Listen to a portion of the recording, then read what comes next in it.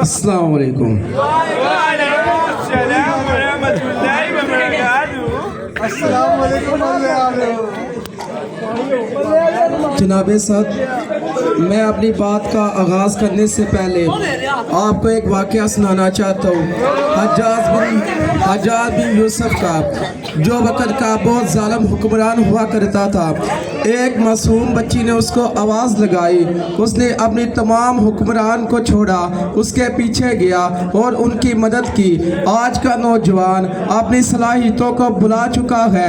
آج کا نوجوان اپنی بلندیوں کو بلا چکا ہے. پہلے کے دور میں انسان اتنا خوددار ہوا کرتا تھا، وہ اپنی ترقیوں اپنی مشن پہ پورا قائم ہوا کرتا تھا. لیکن آج کے نوجوان کو دیکھا جائے، وہ اتنا سست ہو چکا ہے، وہ اتنا ناڈال ہو چکا ہے، اس کو اپنی کوئی منزل آسان ہی نہیں لگتی. وہ کہتا ہے کہ میں کچھ کر ہی نہیں سکتا.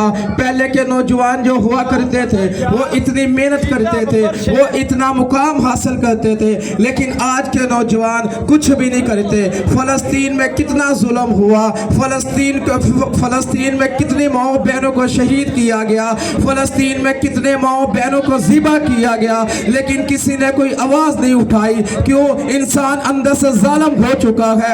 انسان کچھ کر نہیں پا رہا، انسان ظالم ہو چکا ہے. اللہ تعالیٰ نے قرآن مجید میں اس بات کا ذکر فرمایا کہ بندے، میں نے تم کو سب سے اعلیٰ بنا کے بھیجا، میں نے تم کو کائنات میں سب سے آسن بنا کے بھیجا گیا. اللہ پاک فرماتے ہیں میرے بندے، تمہارے میں اتنی ہمت ہے، اگر تم چاہو تو پہاڑوں کا سینہ چاک کر کے راستہ بنا دو، لیکن تم اتنے کھوکھلے ہو چکے ہو، تم کچھ کر نہیں پا رہے. میرے عزیز دوستو، فلسطین کے لیے آواز اٹھائے. اگر آپ لوگ کچھ کر نہیں سکتے، ہم کہتے ہیں کہ ہم کچھ کر نہیں سکتے، ہم بہت زیادہ کچھ کر سکتے ہیں. آخر میں یہی کہوں گا کہ کرو مہربانی، تم اہل زمین پر، خدا راضی ہوگا عرش بری پر.